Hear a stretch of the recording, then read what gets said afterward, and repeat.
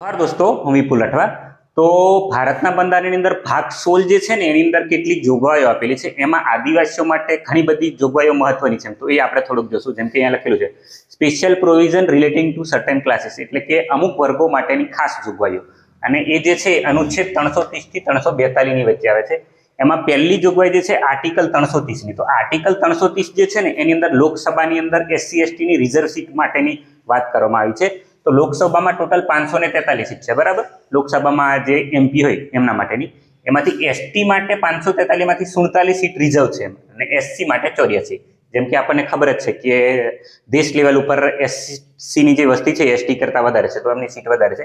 હવે એમાંથી ગુજરાતમાં આપણે જોઈએ તો 47 જે સીટ રિઝર્વ છે ને એસટી માટે, એમાંથી ગુજરાતમાં 4 સીટ રિઝર્વ છે એસટી માટે અને એસસી માટે 2। હવે આર્ટિકલ 332 જે છે ને એ વિધાનસભાની અંદર રાજ્યોની અલગ અલગ રાજ્યોની જે વિધાનસભા છે એમાં એસસી એસટી ની રિઝર્વ સીટો કેટલી રહેશે, આર્ટિકલ 332 ની અંદર લખેલું છે।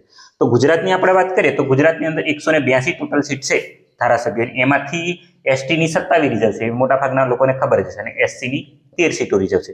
એના પછી બીજો એક મહત્વનો અનુચ્છેદ છે આર્ટિકલ 334।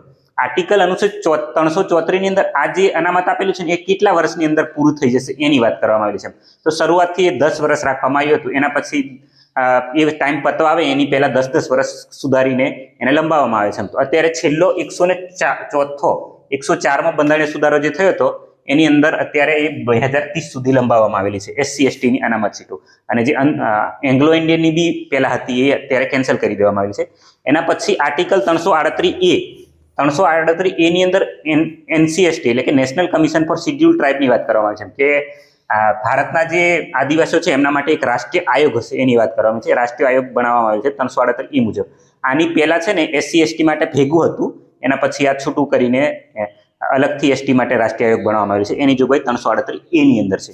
એના પછી આર્ટિકલ 342। તો 342 ની અંદર એસટી લિસ્ટમ કે કઈ કઈ આદિજાતિઓ છે એ અનુસૂચિત જનજાતિની અંદર આવશે શિડ્યુલ ટ્રાઇબમાં, એની વાત કરવામાં આવેલી છે।